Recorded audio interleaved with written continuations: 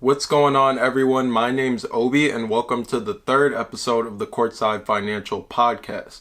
First, it will be available on YouTube, and then it'll later be distributed to platforms like Spotify and Anchor.fm. If you're new to the channel, make sure you hit the subscribe button so you don't miss out on another episode. And also make sure you hit the like button because it really does go a long way in helping out the channel. So let's get right into it. The first topic of the day is car hackers. It's no question at all that we're living in very interesting times right now. In fact, in regards to innovation, we're arguably going through one of the biggest transitions ever. But as we move into this new age of technological advancement, it doesn't come for free. It comes at a cost. As things become more accessible and connected, the looming concern of cybersecurity only becomes that much more important, and smart vehicles are no exception to that broad statement. Driving is no longer just sticking a key in an ignition and moving from point A to point B. Cars come loaded with technology these days, and many of us on this channel are betting on an electric future, with companies who have an entire value proposition rooted in technology. So when it comes to the threat of cybersecurity, this is a whole new arena for hackers. According to the Anhui Deputy Chief Engineer of the China Center for Information Industry Development, cyber attacks for internet-enabled cars increased 800% from 2016 to 2019, and 4/5 of those attacks were done remotely. So you can see that this problem is growing with the industry, and as the industry continues to grow, this problem is only going to get bigger. This problem is very imminent because when you think about the future of mobility, it definitely involves autonomy. Remember that ARK Invest, in a research report done by Tasha Keeney in 2017, said that mobility as a service is likely to be a $10 trillion industry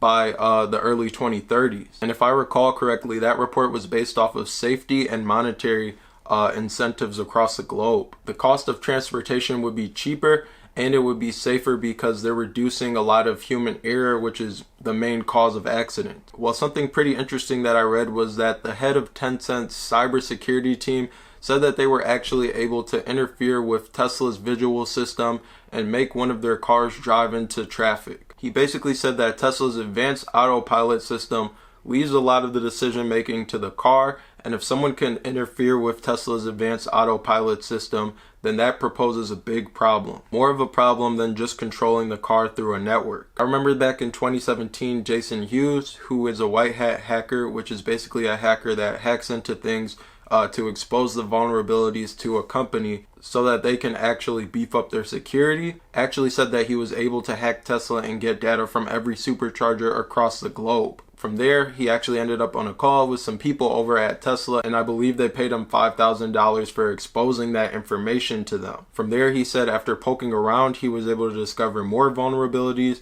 and he told the people over there at Tesla as well about them, and he actually compiled a bug report, and they paid him $50,000 for that. Now, last time I checked, as of 2018, Tesla was actually paying people $15,000 per bug reported. Now, the point to be made here is that with all the technology and the technology increasing year after year after year in these types of vehicles, cybersecurity is a big concern, and it's not just Tesla. The head of Zin, a leading cybersecurity firm in China, actually went on to say, large companies are worried about production shutdowns and the associated economic loss, but they're more worried that their product designs, intellectual property, and production data will be stolen by competitors.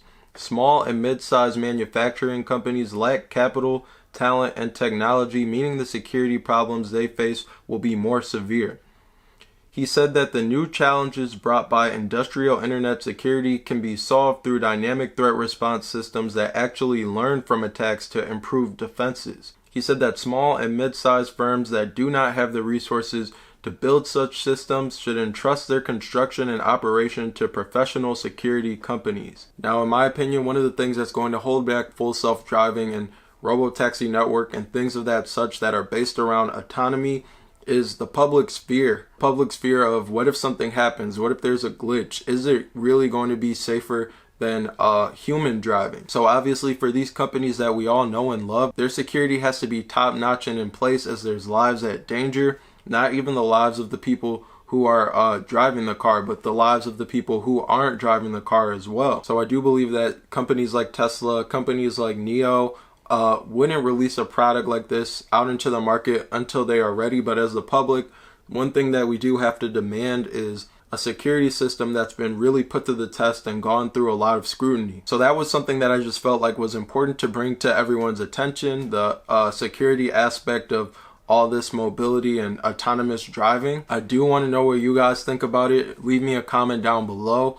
But on to the next topic. So I'm sure you guys have heard of the PlusToken Ponzi scheme. Back in 2018, it came across as a crypto exchange and wallet provider that provided its users with 8 to 16% monthly returns in an interest-bearing account when they deposit up to $500 worth of crypto, not just Bitcoin specifically. Between 2018 and 2019, this South Korean exchange drew in around 2 million members, scamming innocent people out of their money. Existing users were incentivized to invite new members to join, which is what made it a Ponzi scheme. By summer 2019, the individuals involved in the scheme left investors with nothing to see except a message that read, quote unquote, system maintenance. People all over the world are referring to this as one of the largest exit scams ever in the crypto space. But recently, the Chinese authorities have arrested and/or detained many of the people who were said to have been involved in this scandal. 15 individuals have reportedly been convicted,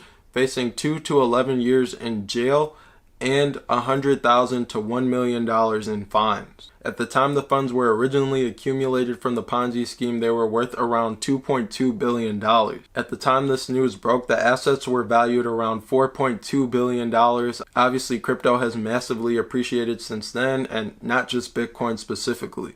But currently, Bitcoin is sitting at 18.1K. It's down 2.48% for the day. So according to a ruling from the Yangcheng Intermediate People's Court, gains from the seized crypto assets will be forfeited to the National Treasury.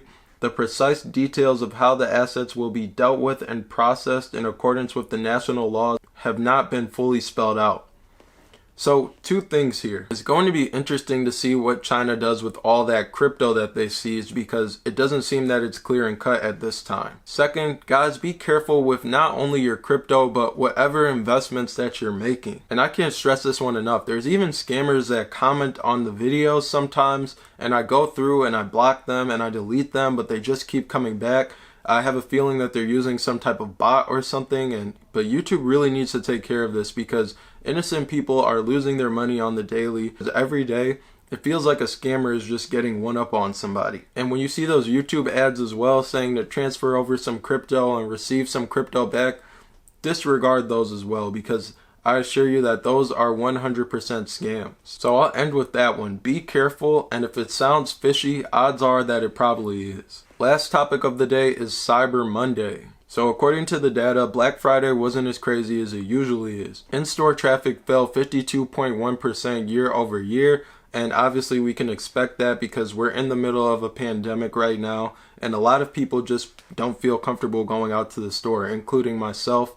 I try to limit the times that I have to go out to the store or be out in public. Plus, cases have pretty much been surging recently. I know a lot of stores even had restrictions, so for most people it just wasn't worth it. Now, honestly, for Black Friday, I was doing some checking online to see if there was going to be any deals on the new iPhone, because it's about time for me to upgrade my phone. Right now I have the 8 Plus and I just never upgraded it because it was just getting the job done for me. But I felt like it was time to upgrade because the battery that I have is constantly dying. So I went online to Best Buy and I checked out my options.